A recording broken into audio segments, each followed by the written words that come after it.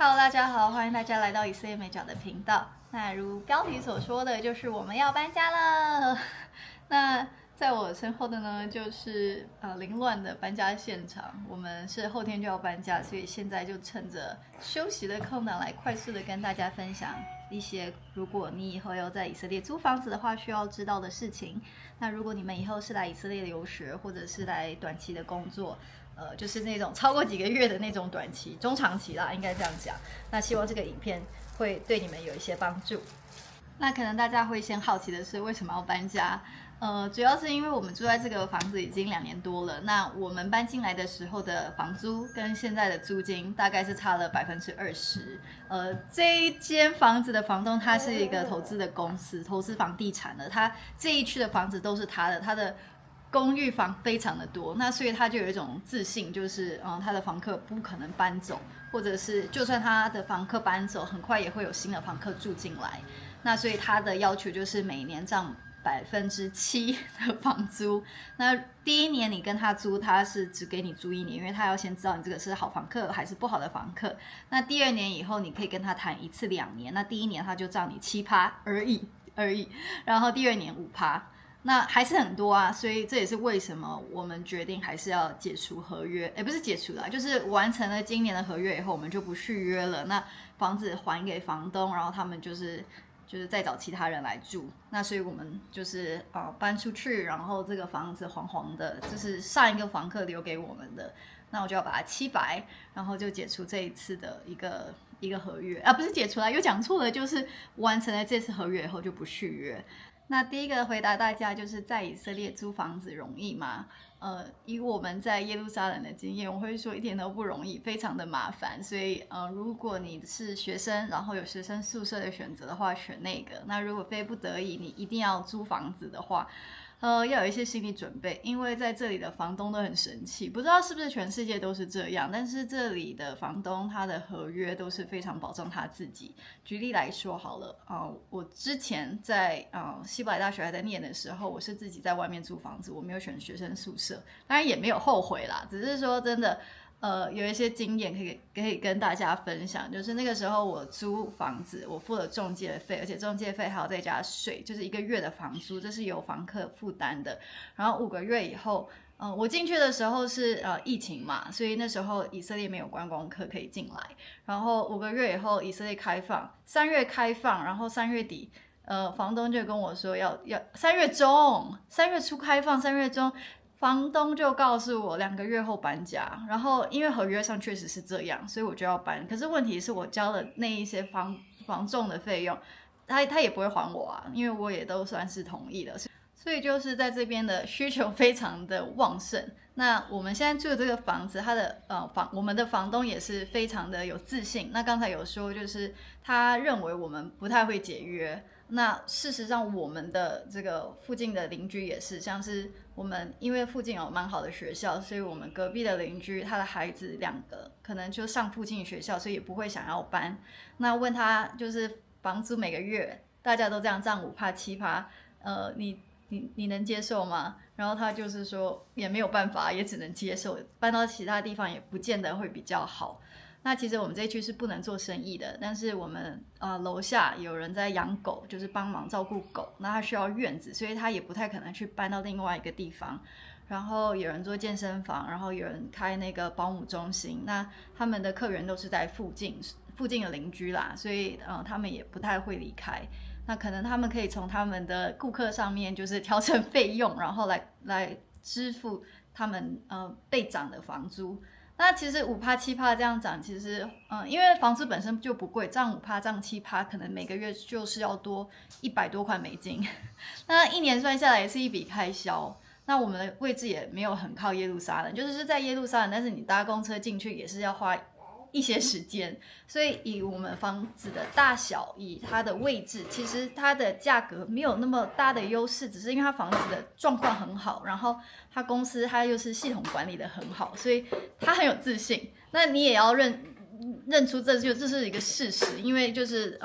需要房子的人太多了，那他也只需要1个房客来住这一间，所以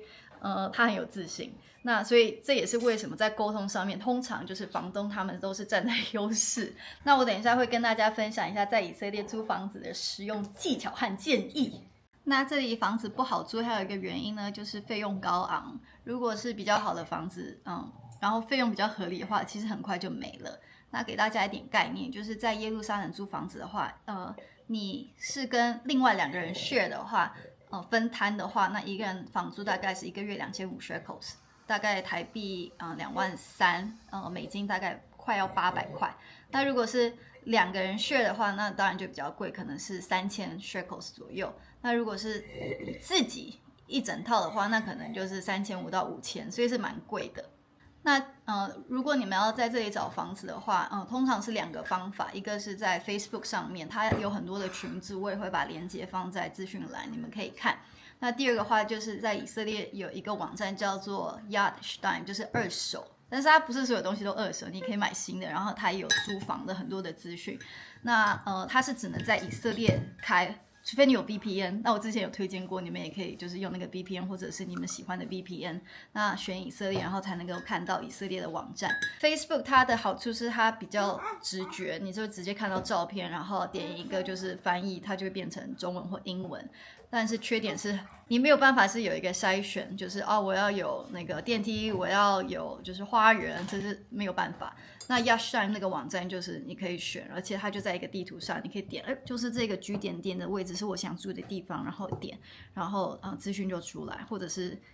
价位就马上出来，所以2个你可以就是都使用。那外国人在这里租房子还有2个障碍，第一个就是语言障碍。虽然有些房东他会很好，就是可能可以愿意给你英文合约，但是大部分还是希伯来文的，那所以你怎么办？然后第二个呢是关键，就是在以色列租房子的话需要有担保人，那担保人必须是以色列公民，而且是要有2个。那如果你是一般来的人，你没有担保人的话，你可能就是要给他什么6个月房租啊，或者是怎么样的，就是要额外去谈，但是会很麻烦，所以最好的话还是要有担保人。那除了担保人以外，租房子还需要一件东西，就是支票。这里的房东大部分不会接受你每月拿现金或者是从台湾的账户转账，没有，他们一定要当地的支票。为什么呢？这我们就放在第2个主题，就是为什么需要保证人跟支票。那这就是以色列租房的一个特色，因为保证人就是代表你不会就是把他的房子弄坏啊，如果弄坏的话他知道去找谁啊，法院可以告啊。你如果是外国人，你拍拍屁股就走了，那他房子坏掉怎么办？他也只有你1个月的租金啊，那如果押金啦，那如果他的坏掉然后超过那个钱，或者是你做什么让他的房子破了一个洞这样子，那他怎么办？所以他一定要有以色列的一个担保人。然后第2个一定要有支票，因为支票对他来讲就是你一定是有一个固定收入，你不会是突然不见，突然付不起，你一定是有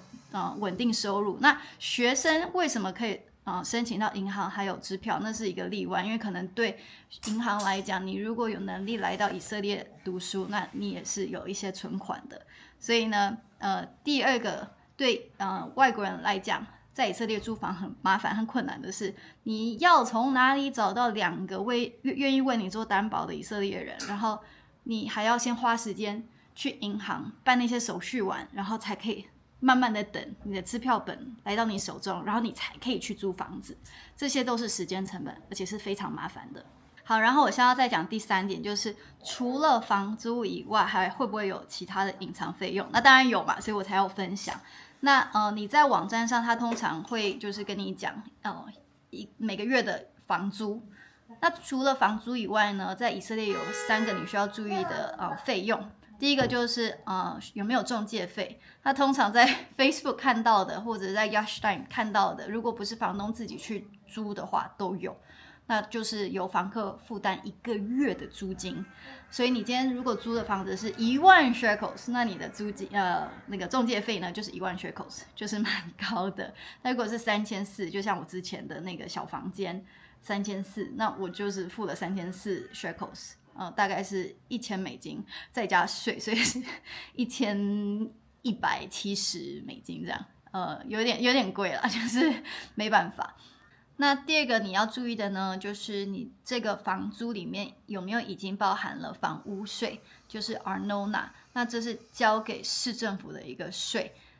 它会根据你是不是学生啊，还是你是不是老人啊，可能会有一些优惠，但原则上大概1个月是要$200，还蛮贵的。如果你是学生的话，可以大概有3折的优惠，没有讲错，不是7折是3折，就是差很多。那老人家的话好像是5折的优惠，那可是你需要有会讲希伯来文的朋友跟你一起去市政府，然后才可以有可能有这样的减免，它不是就是你是学生然后直接减，没有办法。那第3个费用呢，就是 Vatbite，你可以把它想成它是房屋的清洁维修费，包含就是像是走廊的灯啊、电梯啊，然后就是倒垃圾、收垃圾的人，他来每周1-2次的这个收垃圾的费用啊，还有公共区清洁的人啊、扫地的人这样子。那我们这边的话是1个月大概也要付$100，那其他地方也应该是差不多，这个钱其实不会差到太多，所以这样零零总总加起来，你加了房仲的这个费用，你加了 Arnona 就是房屋税，还有这个维修清洁费，其实你每个月的隐形的这个成本可能就多了至少$300啦，所以还蛮可怕的。这也是为什么我会说，如果你们是学生的话，就是先优先考虑就是学校提供的学生宿舍，虽然可能比较无趣啊，只是碰到学生，可是没办法，他就是省了一件大事，不然真的很麻烦。那第4个部分呢，就是要跟大家来分享一些实用的技巧和建议。那你要怎么样子可以跟房东谈到一个好的价格呢？如果我刚刚所说，其实房客是没有什么条件可以跟房东谈的，因为他会比较想要租给本地人，他们比较稳定啊，他们不会，因为他不知道你是谁嘛，所以基本上你如果只是来1年，你也是没有什么好谈的。他如果愿意把房子租给你，那就已经偷笑了。那你租完1年以后，你才可以谈，就是说 OK，我在这里住了1年，然后你也看到我每一个月都付房租，那所以我现在想的是这样，我还要在你这里住2年，那你可不可以这2年都不涨我房租？那也许他会同意，也许他会说可是2年的第1年我要占5%，第2年可以不用涨，类似这样子。那你一定要有好的记录，你才可以谈。那这就是我给大家的一个建议。那第2个呢，就是我会建议，如果可以的话，你还是直接租那种有带家具的房子。虽然说它的房租一定会比没有带家具的贵，但问题是，在没有车的情况下，如果你要考虑买车，那是另一件事。但如果你今天没有车，你是一个学生，你过来，以色列的家具非常的贵，我们这边没有办法，就是直接搭1趟公车到 IKEA。你下来以后还要再走一段路，然后 IKEA 它也不是免费运送，我记得他们是抽好像是你总金额的7%还是10%，那所以这些费用考虑进来，然后还有就是你到时候还要买，所以我们大部分的做法是我们会去物色2手的家具，像我最近搬家也都是在卖家具，然后还不错，就是很快都会有人就是想要买，因为如我所说，耶路撒冷没有 IKEA， 所以 IKEA 的东西你在网络上你可以看到2手的价格还不错的你就买，然后你也不要担心会卖不掉，这是 OK 的。只是说在没有车的情况下，你要做到这件事情就是很难，所以原则上我会建议你就直接找有家具的房子。那当然，如果你是要在这里超过2年3年，那你才会考虑去租一间不含家具的房子。然后呢，第3个我会给大家的建议就是，如果你是学生的话，你就直接还是租那个学校的宿舍。那也不只是我刚刚说可以省去很多麻烦。最近也是因为他申请学生签证的条件有点改变。我那个时候在申请学生签证的时候，并没有要求我给出合约。那没有以色列的房东会说你在台湾，然后跟我联络，然后我没有见过你，然后我也没看到你的支票，而且还有以色列支票，然后我把房子就是租给你，我不去租给其他人，没有办法。你要了解这里房东的心态，就是他觉得他有一个非常好的房子，然后一大堆人排队要跟他租。这也是我们这个房子的房东的心态，所以你没有办法远程的在台湾，然后就好像看到网络上看到一个你想要的房子，然后跟房东约，然后期待他会就是租给你，不太可能。那在这个情况下，你要怎么样子生出一个合约，然后给那个以色列在台协会，然后给你发合约发签证，大概不行。所以学生的话。会愿意为你这样做的只有你的学校，所以我会建议学生就是直接租学生的宿舍。那最后一点呢，很明显就是，如果你在 Yashdan 或者是 Facebook 上面看到你喜欢的那个房子，你一定要一直发讯息去烦那个中介或者是房东，让你赶快看房。因为如果是一个很好的房子，它很快就没有了，真的。所以这是最后一个给大家的建议。好啦，所以这就是我认为，就是如果你们要来以色列租房子，一定要知道的事情。希望对大家有帮助。那如果有什么其他问题的话，也欢迎留言让我知道。好，拜拜。